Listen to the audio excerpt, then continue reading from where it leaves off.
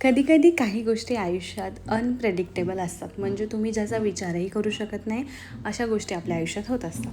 असंच आमच्यासोबत काहीतरी झालं. आम्ही विकेंडला असं सहज म्हणलं आपण काहीतरी ग्रोसरी आणूया, बाहेर जाऊया, सामान आणूया ह्यासाठी निघालो आणि घेतलंसुद्धा. म्हणजे सगळं सामान वगैरे घेऊन झालं आणि मेन गोष्ट आम्ही टू व्हीलरवर गेलो होतो.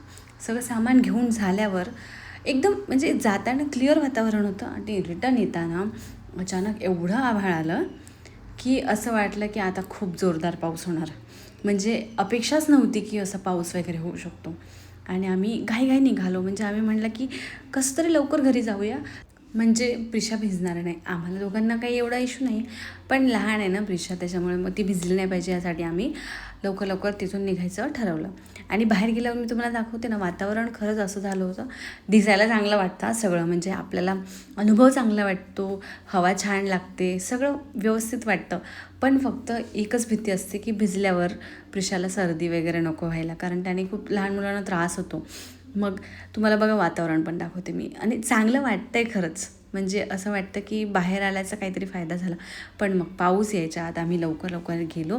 एकदम थोडं थोडं हलकं 1-2 असे थेंब वगैरे आमच्या अंगावर पडले आणि बाकी नंतर थोड्याच वेळात वातावरण चेंज झालं. म्हणजे ज्या लोकेशनला मार्केट होतं तिथे आणि आमच्या घराच्या लोकेशनला वेगळं वेगळं वातावरण. तुम्ही बघा, आता इथे इतकं ऊन आहे, असं वाटतच नाही की इथे पाऊस येऊ शकतो म्हणून. आणि तिथे होतं तेव्हा असं वाटत होतं की खूप जोरदार पाऊस येणार आहे. रिटर्न आल्यावर प्रिशाने एकदम अशी धावच घेतली की मी अशी पिंजऱ्यातून सुटले की काही अशी जोराजोराने पळायला लागली, कारण गाडीवरनं तिला मी एकदम पक्कं धरून ठेवलं होतं आणि ती खाली जायची जिद्द करत होती. घरी आल्यावर ती कंटिन्यू माझ्या आजूबाजूला गिरक्या घालत होती आणि मला घे म्हणत होती.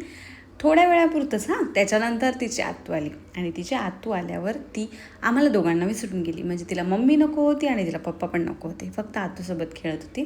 थोडा वेळ खेळली, त्याच्यानंतर भूक लागली होती तिला, मग जेवण वगैरे केलं, थोडीफार अजून मस्ती केली, आत्तूसोबत मस्ती झाली. त्याच्यानंतर ती माझ्याकडे आली, माझ्या पोटावर इतक्या जोराजोरात उड्या मारल्या की माझं पोटच दुखायला लागलं. माझ्यासोबत मस्ती केल्यानंतर तिच्या पप्पासोबत पण तिने खूप मस्ती केली, खेळले वगैरे, आणि अशा प्रकारे आमचा दिवस गेला. तुम्हाला माझे व्लॉग आवडत असतील तर चॅनलला सबस्क्राईब करायला विसरू नका. बाकीच्या गप्पा आपण नेक्स्ट व्लॉगमध्ये मारूया. बाय.